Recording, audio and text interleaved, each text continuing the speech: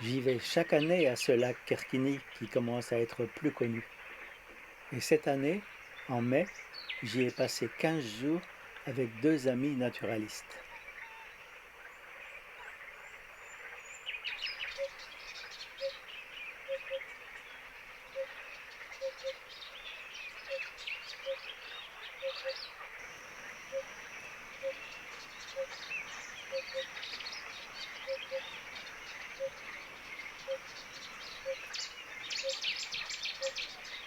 En mai, la vie est partout. La nidification commence et la migration bat encore son plein. Ces vedettes, les pélicans frisés ou blancs, sont un spectacle extraordinaire.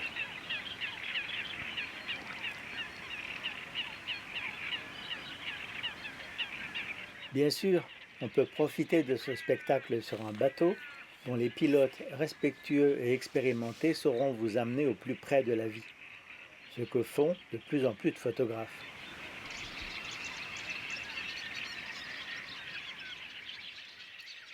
Mais moi, je préfère l'option naturaliste, choisir un endroit du lac, m'y installer et partir à pied à la découverte de la vie secrète de ce lieu précis. Ces plantes, ces insectes, ces oiseaux, ces mammifères, ces ambiances sonores. Et c'est cela que je vais vous montrer.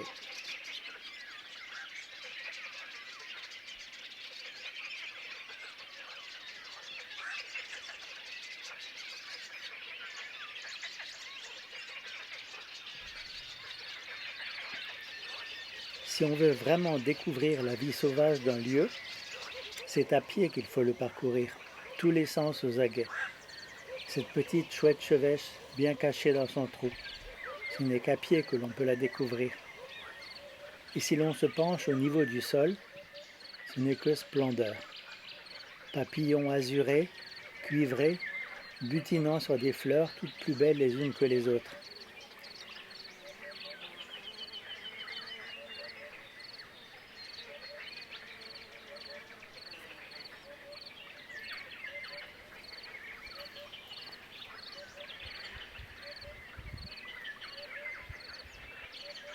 Ici, un ophrys à mamelles sert de perchoir à ce drôle d'insecte, un bombyle.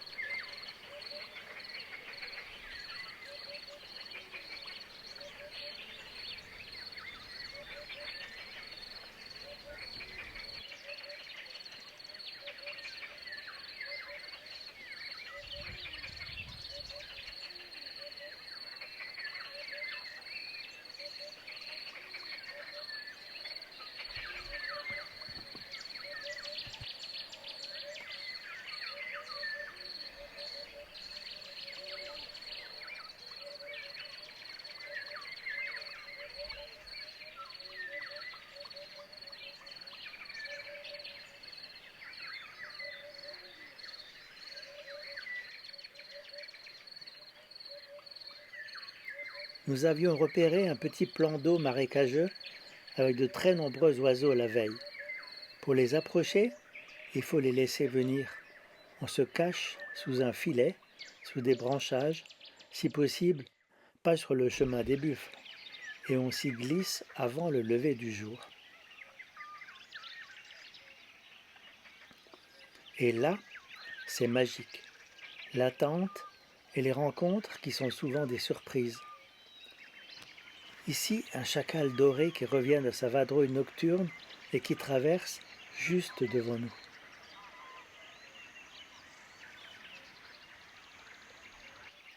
Un peu plus tard, un deuxième. Leur terrain de chasse est devant nous et leur refuge juste derrière. Chacal doré, opportuniste, qui nettoie le marais de ses bêtes mortes ou malades.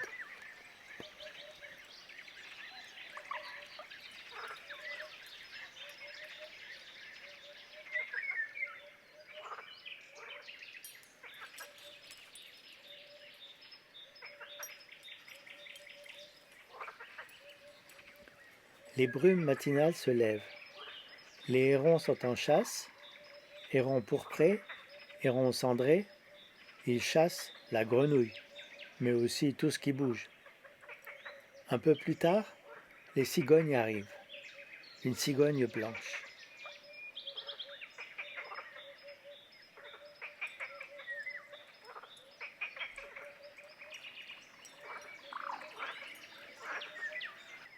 Et là, une noire qui vient de se poser.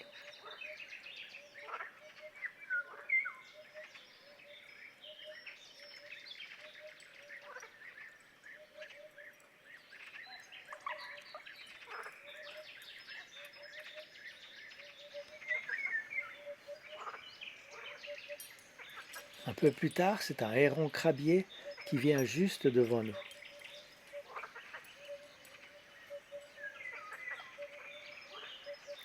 Il y a beaucoup de buffles et beaucoup de sangsues qui les parasitent. Étonnant de voir que c'est le repas principal de ces hérons.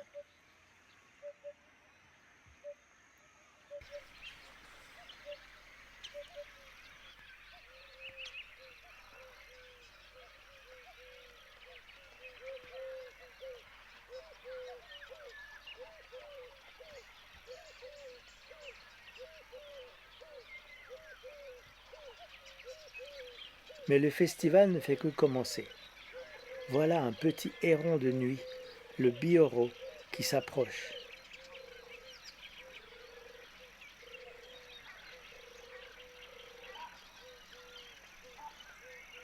Et là, c'est un petit grèbe, le grèbe castagneux, suivi par un couple de canards, les fuligules niroca.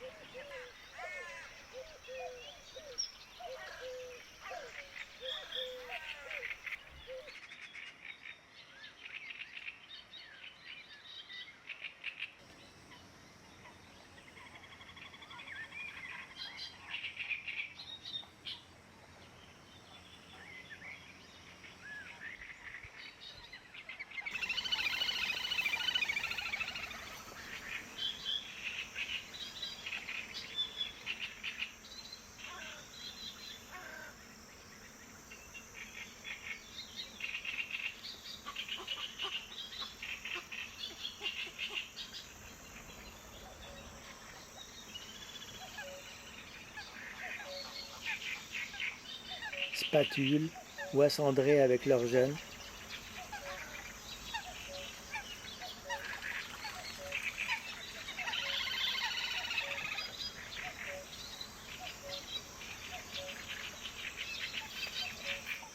Les chacals sont nombreux, mais ne semblent pas effrayer les oiseaux. Ils ne sont que des écarisseurs, pas des tueurs.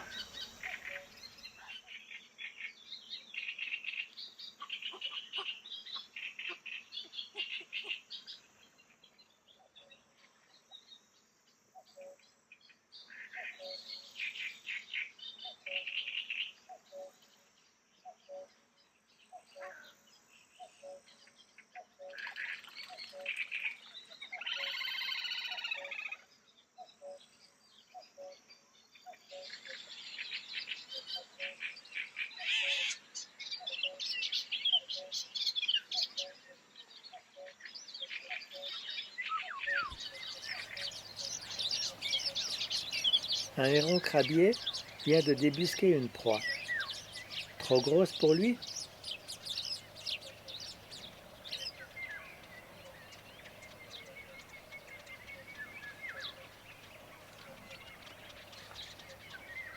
Le héron pourpré est intéressé.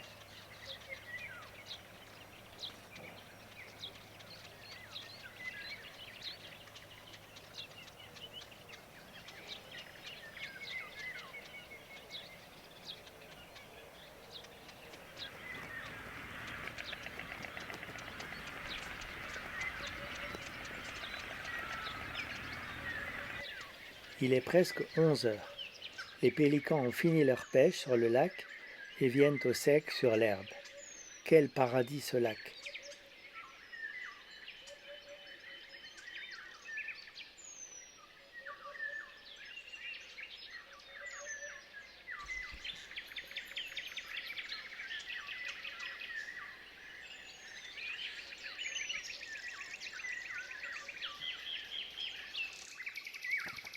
Après-midi de repos. Le soleil se couche, salué immanquablement par les chacals.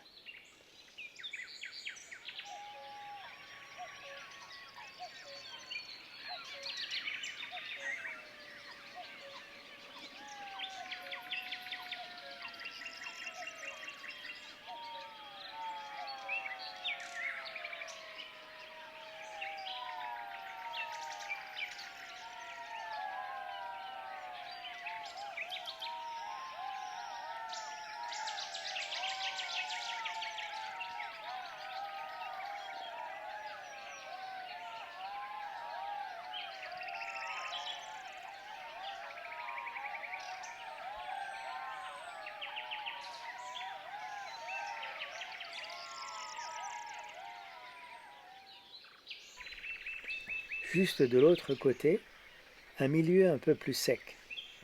De l'herbe, quelques arbres, des arbustes. C'est un pâturage pour les buffles. Des bouses, des perchoirs, des insectes à foison, un autre milieu. Observer, choisir des endroits stratégiques, s'y camoufler de façon spartiate ou plus confortable.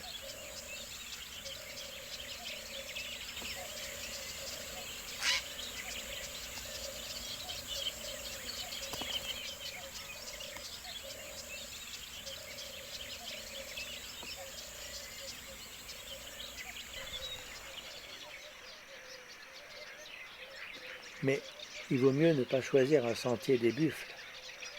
Nos filets ressemblent à des feuillages et parfois ils s'y font les cornes sur les feuillages.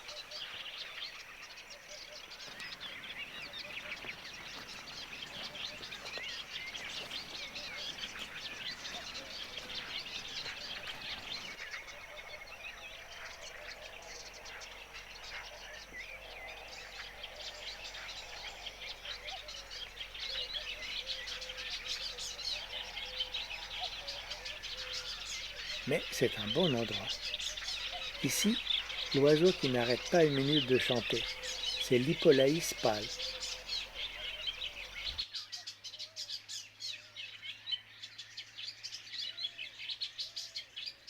Mais là, un peu plus loin, un couple de pigrièches en pleine parade nuptiale. Des pigrièches à poitrine rose, complètement disparus de France comme oiseaux nicheurs. C'est une grande émotion de les voir. Il y en a partout. Un couple est en train de construire son nid et beaucoup d'autres sont juste de passage, en migration.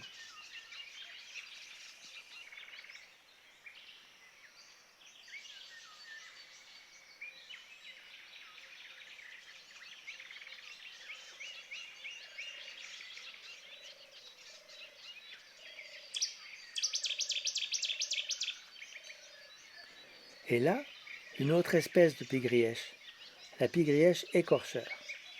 Le mâle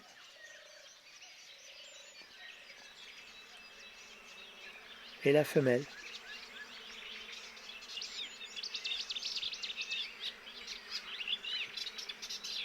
La chasse est fructueuse, les insectes sont partout.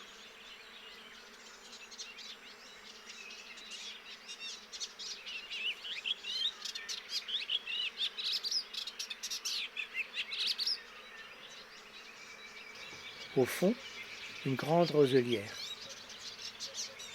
Les roseaux font près de 3 mètres et c'est le repère des chacals.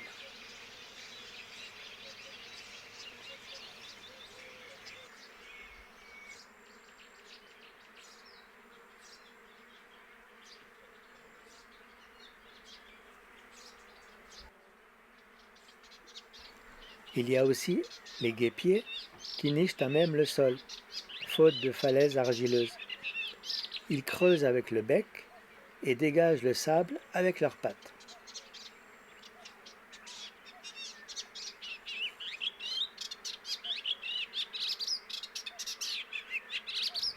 Beaucoup d'autres espèces sont ici pour se nourrir. La présence des buffles décuple le nombre des insectes. Gobe-mouches gris, tariers des prés.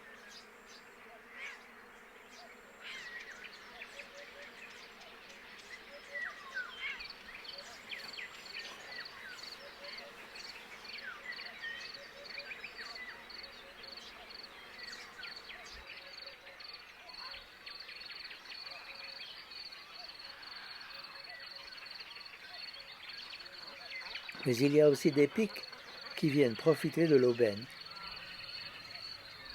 Un pivert, un pic syriaque.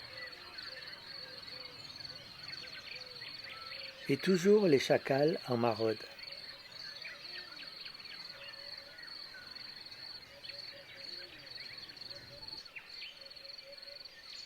Mais là, encore une pigrièche, une autre espèce, la tête rousse.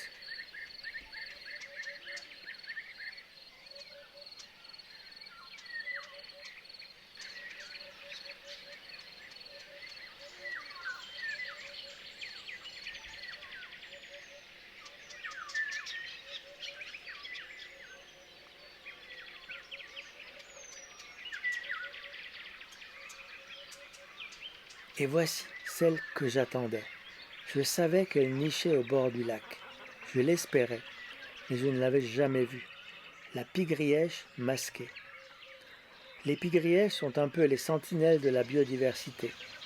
Si elles sont là, cela veut dire que ce milieu est vivant, riche en insectes et en buissons. Elles disparaissent partout de façon dramatique. Et là, 4 espèces au même endroit.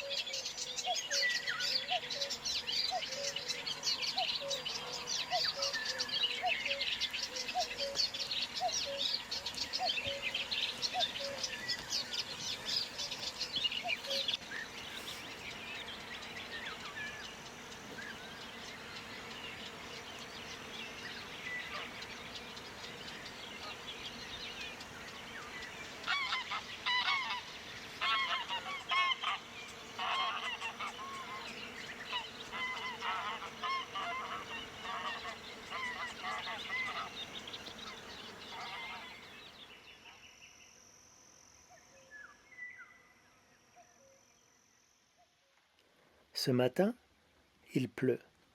Nous sommes restés cachés au même endroit, près d'un vieux saule, où j'avais vu se percher un aigle pomarin.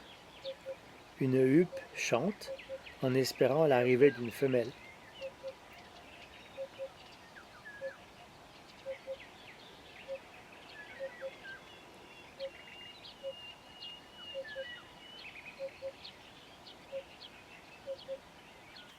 Une pigrièche à poitrine rose attend, stoïque. Les insectes sont rares par temps de pluie. Mais là, à nouveau une pigrièche masquée. Elle vient d'arriver. Elle chante aussi, sans arrêt. Elle est vraiment toute petite, cette masquée.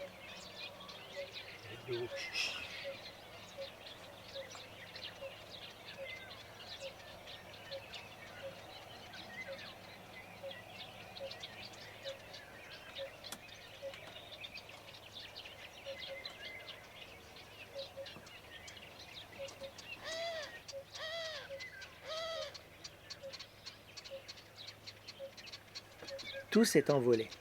L'aigle pomarin vient d'arriver. Mais, après son départ, le ballet continue.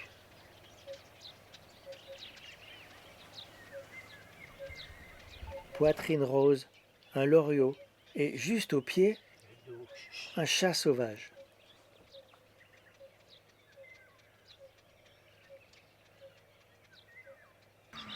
Voilà d'autres buffles qui arrivent.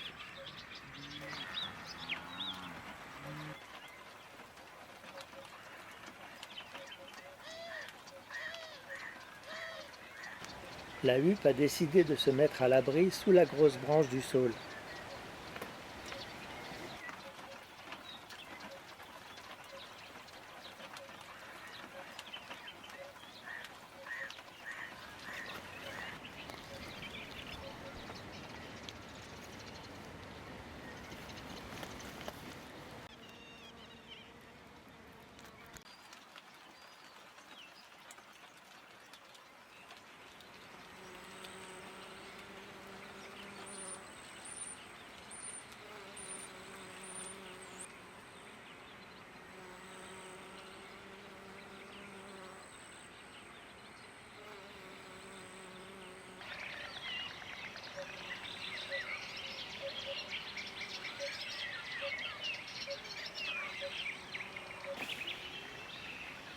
J'avais vu aux jumelles un autre oiseau sortir des grands roseaux du fond. Un oiseau assez petit, un héron, mais de la famille des butors, le butor blongios. Je suis allé par là-bas et je suis tombé sur une autre splendeur du lieu, un nid de rémises pendulines. Incroyable chef-d'œuvre, tissé autour d'une branche de saule, si fine qu'elle interdit tout passage de prédateurs, et tissage si fin et si robuste qu'il était utilisé après le départ des oiseaux par les paysans autrefois pour en faire des chaussons pour leurs bébés.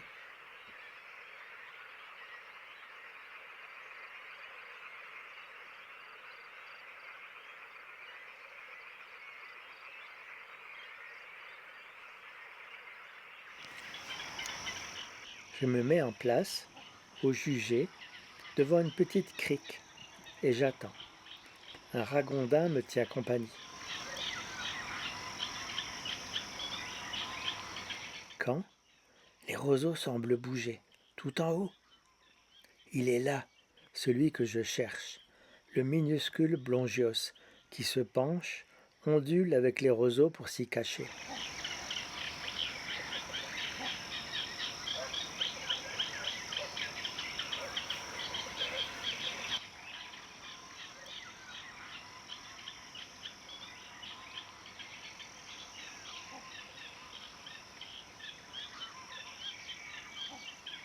Quel immense plaisir que de retrouver un lieu comme celui-ci où le mot biodiversité a un sens. Bien plus que la quête d'images, le plaisir est dans l'instant.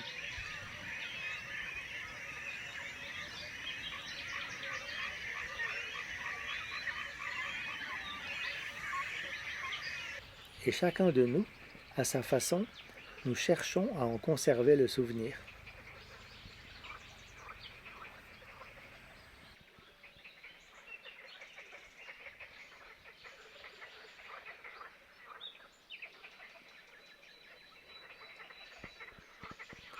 Merci à ceux qui ont su conserver une partie de ce patrimoine.